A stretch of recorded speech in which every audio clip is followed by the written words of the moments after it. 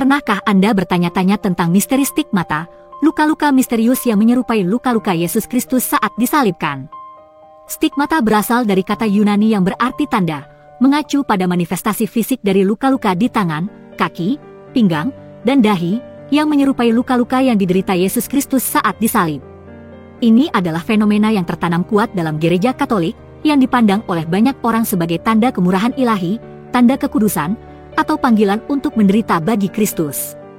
Namun, misteri yang menyelimuti stigmata sama dalam dengan maknanya.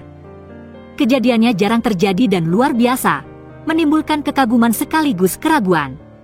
Sepanjang video ini, kita akan mengeksplorasi berbagai aspek dari stigmata. Sejarahnya, kehidupan beberapa stigmatis terkenal, dan sikap gereja Katolik terhadap fenomena ini. Bergabunglah bersama kami saat kami menyelami dunia stigmata yang menarik, sebuah fenomena yang membingungkan sekaligus menginspirasi. Kisah stigmata dimulai pada abad ke-13 dari seorang santo terkenal dari Italia. Orang kudus ini adalah Fransiskus dari Assisi, seorang pria yang berasal dari keluarga sederhana yang menjadi mercusuar iman dan pengabdian. Hidupnya ditandai dengan cintanya yang mendalam terhadap alam dan orang miskin. Pada tahun 1224, 2 tahun sebelum kematiannya, Fransiskus mengalami stigmata pertama. Fransiskus sedang berada di sebuah gunung bernama Laverna untuk berpuasa selama 40 hari sebagai persiapan menyambut Natal, saat ia mendapatkan sebuah penglihatan. Dia melihat malaikat bersayap 6, membawa Kristus yang tersalib. Ketika ia menatap penglihatan ini, ia merasakan campuran sukacita dan kesedihan yang luar biasa. Sukacita karena melihat kemuliaan Kristus, dan kesedihan karena penderitaan yang dialaminya. Ketika penglihatan itu berakhir, Fransiskus mendapati dirinya memikul luka-luka Kristus. Tangan dan kakinya penuh dengan bekas paku, dan pinggangnya tampak seperti ditusuk tombak. Tanda-tanda ini, yang dikenal sebagai stigmata, menyebabkan Fransiskus sangat kesakitan. Namun, ia menanggungnya tanpa mengeluh. Pengalaman Santo Fransiskus merupakan fenomena penting dalam gereja Katolik. Stigmata yang dideritanya dipandang sebagai tanda hubungan spiritualnya yang mendalam dengan Kristus dan penderitaannya. Peristiwa ini menandai kasus stigmata pertama yang tercatat, sebuah fenomena di mana seseorang menanggung luka-luka akibat penyaliban Kristus. Ini menjadi bukti kuat dari iman Fransiskus, dan hal ini memicu gelombang devosi di antara umat beriman. Peristiwa ini menimbulkan sejumlah perbantahan. Beberapa orang mempertanyakan keaslian stigmata Fransiskus, sementara yang lain melihatnya sebagai tanda kemurahan ilahi. Namun, terlepas dari perdebatan tersebut, stigmata Fransiskus memiliki dampak yang besar bagi gereja Katolik dan para pengikutnya. Stigmata Santo Fransiskus dari Assisi menjadi simbol kesucian dan pengabdiannya. Stigmata itu menjadi manifestasi fisik dari hubungan spiritualnya dengan Kristus, dan mengilhami banyak orang lain untuk berjuang demi hubungan yang lebih dalam dan lebih pribadi dengan iman mereka. Stigmata Santo Fransiskus menjadi preseden untuk kasus-kasus selanjutnya, menandai awal dari sebuah fenomena yang akan berulang sepanjang sejarah. Kisahnya menjadi pengingat akan kekuatan iman, dan cara-cara mendalam yang dapat diwujudkan dalam kehidupan orang-orang yang taat. Selama berabad-abad berikutnya, sejumlah orang tercatat menanggung luka-luka misterius ini. Ketika kita menyelami catatan sejarah, kita akan menemukan beberapa tokoh terkemuka yang mengaku mengalami stigmata. Kisah-kisah mereka sangat menarik, pengalaman mereka sangat dalam, dan pengaruh mereka terhadap komunitas Katolik tak terukur. Salah satu tokohnya adalah Padre Pio, seorang biarawan Kapusin yang rendah hati dari Italia. Lahir pada tahun 1887, Padre Pio dilaporkan menerima stigmata pada tahun 1888 ketika sedang berdoa di depan salib. Luka-lukanya, yang mencerminkan luka-luka Kristus, dilaporkan berdarah setiap hari selama 50 tahun, namun tidak pernah terinfeksi dan tidak dapat disembuhkan. Stigmata Padre Pio menjadi bahan spekulasi dan kontroversi, namun ia tetap teguh dalam pengabdiannya, dengan mengatakan, "Saya hanya ingin menjadi biarawan miskin yang berdoa." Terlepas dari keraguan yang dihadapinya, Padre Pio dibeatifikasi pada tahun 1939, sebuah bukti akan iman dan pengaruhnya yang abadi. Stigmatis terkenal lainnya adalah Therese Neumann, seorang mistikus dan visioner Jerman. Setelah mengalami serangkaian kecelakaan traumatis di masa mudanya, Therese terbaring di tempat tidur. Kemudian, pada tahun 1926, ia mengaku sembuh secara ajaib setelah berdoa kepada Santa Teresia dari Lisieux. Tak lama kemudian, dia melaporkan menerima stigmata.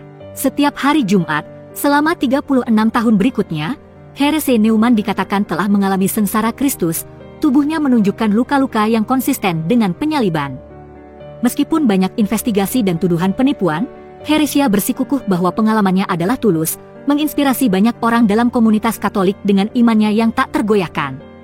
Selain ketiga orang tersebut, tercatat sejumlah orang kudus lainnya juga mengalami stigmata, di antaranya Santa Katarina dari Siena, yang dianugerahi pengalaman-pengalaman mistik dan penglihatan-penglihatan sejak ia masih berusia 6 tahun.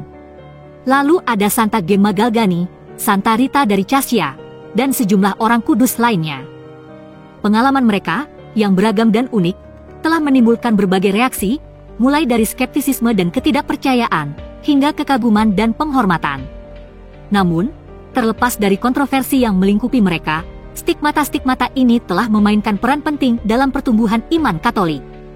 Mereka mengilhami pengabdian dan refleksi mendalam tentang penderitaan dan pengorbanan. Kisah-kisah mereka menjadi pengingat akan kekuatan iman yang bertahan abadi dan misteri yang terus melingkupi pemahaman kita tentang dunia spiritual.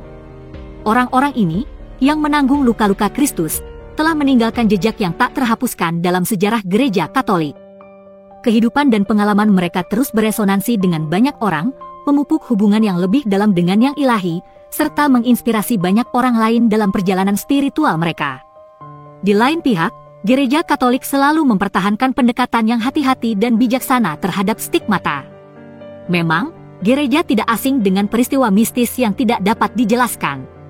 Sepanjang sejarahnya, gereja telah menemukan banyak contoh dari peristiwa supranatural, termasuk fenomena stigmata. Namun, penting untuk dicatat bahwa dalam menangani hal-hal seperti itu, gereja menggunakan pendekatan dengan perpaduan antara iman, akal sehat, dan skeptisisme yang sehat. Ketika sebuah klaim stigmata muncul, gereja tidak langsung menerimanya sebagai sesuatu yang valid. Sebaliknya, gereja melakukan penyelidikan menyeluruh, sebuah proses yang dapat memakan waktu bertahun-tahun, bahkan puluhan tahun, untuk menyelesaikannya. Penyelidikan ini melibatkan pemeriksaan medis yang ketat, penilaian psikologis, dan evaluasi teologis. Gereja berusaha untuk mengesampingkan penyebab alamiah atau penipuan sebelum mempertimbangkan kemungkinan asal-usul supranatural. Kriteria keasliannya sangat ketat. Sebagai contoh, luka-luka tersebut harus sesuai dengan luka-luka penyaliban Kristus, baik dalam hal lokasi maupun sifatnya. Luka-luka itu harus sering mengeluarkan darah dan menimbulkan rasa sakit. Selain itu, orang yang mengenakan stigmata harus menunjukkan pengabdian yang mendalam dan tulus kepada Kristus, dan hidup mereka harus menghasilkan buah-buah roh, yaitu kasih, sukacita, damai sejahtera, kesabaran, kemurahan, kebaikan, kesetiaan, kelemah lembutan dan penguasaan diri. Dalam pendekatannya, gereja berjalan di jalan yang rumit. Di satu sisi, gereja harus mempertahankan skeptisisme yang sehat untuk menjaga keautentikan peristiwa dari penipuan dan delusi diri. Di sisi lain, gereja juga harus menghormati hal-hal mistik, mengakui bahwa ada realitas-realitas yang melampaui pemahaman manusia. Dalam kasus-kasus di mana stigmata diakui sebagai sesuatu yang otentik, gereja tidak serta-merta melihatnya sebagai bukti kesucian. Sebaliknya, stigmata dipandang sebagai tanda luar biasa dan misterius yang mengundang refleksi mendalam tentang sengsara Kristus. Maka, sikap gereja terhadap stigmata dicirikan oleh komitmen terhadap kebenaran dan kearifan. Gereja menyambut baik kemungkinan-kemungkinan supranatural, tetapi dengan tetap melakukan investigasi yang menyeluruh. Sikap ini mencerminkan pendekatan gereja yang lebih luas terhadap iman dan akal budi, sebuah pendekatan yang menghargai yang nyata dan yang transenden, yang empiris dan yang mistik. Sikap gereja terhadap stigmata tetap menjadi bukti komitmennya untuk menjunjung tinggi kebenaran dan keaslian. Di era modern, laporan tentang stigmata terus bermunculan. Sejumlah orang dari berbagai penjuru dunia melaporkan kemunculan luka-luka yang mirip dengan Kristus. Beberapa kasus yang paling terkenal baru-baru ini adalah kasus-kasus di Italia, Filipina, dan Amerika Serikat, yang menjadi sumber daya tarik dan intrik bagi komunitas Katolik dan dunia yang lebih luas. Kasus-kasus stigmata kontemporer ini telah menimbulkan tanggapan yang beragam.